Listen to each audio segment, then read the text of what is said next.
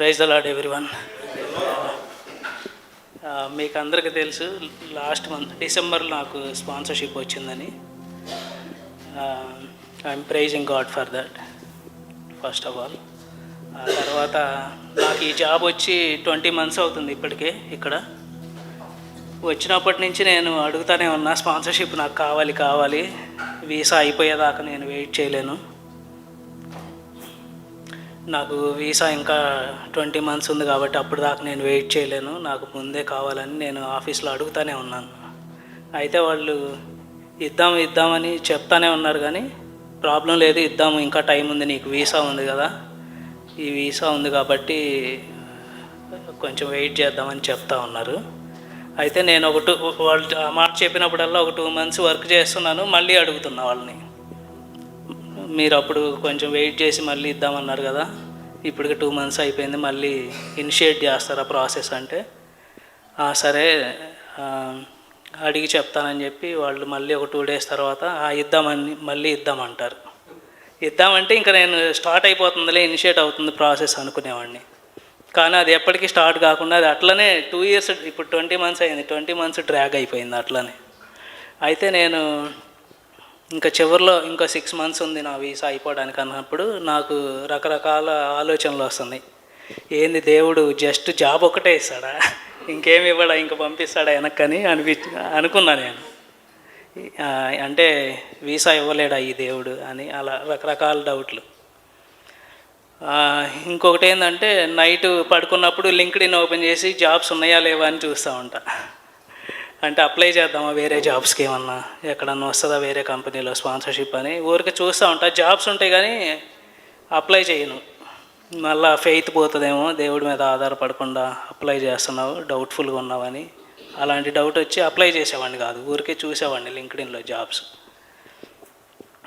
అలాగా ఆ సమయంలో లాస్ట్ 6 monthsలో అయితే చాలా ఆలోచనలు వచ్చినాయి. అలాగే ఒక్కొక్కసారి అయితే మీది శాంత అక్క వాళ్ళది టెస్ట్ మనీ గుర్తొస్తుంది. వాళ్ళైతే వీసా అయిపోయి ఫ్లైట్లు కూడా బుక్ చేసుకొని ఇంటికి వెళ్ళడానికి రెడీ అయిపోయారు.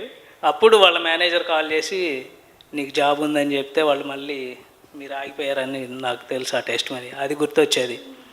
ఒక్కొక్కసారి అయితే సరే జాబ్ ఇవ్వకపోతే ఇంటికి వెళ్ళిపోతే అక్కడ బెంగళూరులో జాబ్ వస్తుంది కదా, ఎక్కువ బాధపడద్దు, నీకన్నా ఎక్కువ బాధపడిన వాళ్ళు ఉన్నారు. వాళ్ళు ఎవరంటే ప్రసాద్ అన్నోళ్ళు, వాళ్ళకి ఒక 5-6 years పిల్లలే లేరు.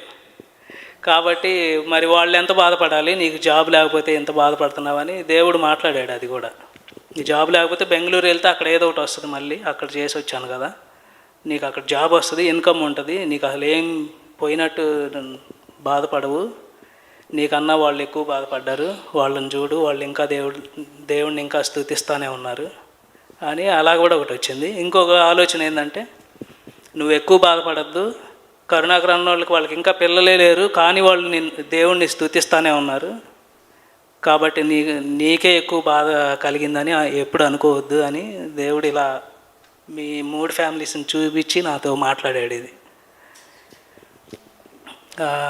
అలాగా ముందుకు వస్తూ ఉంటే ఇంకా వాళ్ళు సెప్టెంబర్ 9 నా బర్త్డే కన్నా ముందే వాళ్ళు నాకు కన్ఫర్మ్ చేసి చెప్పాలి ఇంకా నాకని నేను ప్రేయర్లో పెట్టుకున్నా.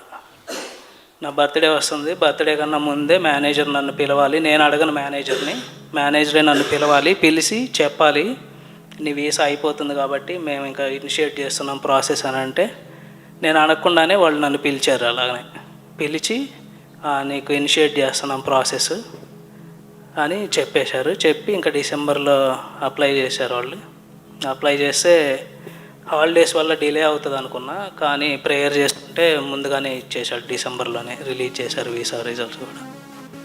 ఇంకా అలా దేవుడు నాకు సహాయం చేశాడు. నా వర్క్ వల్ల అయితే కాదు, నా స్కిల్ వల్ల అయితే కాదు, కానీ దేవుడి కృప వల్ల నేను పొందుకున్నానని అందరికీ చెప్తున్నా సాక్షిగా. Praise the lord.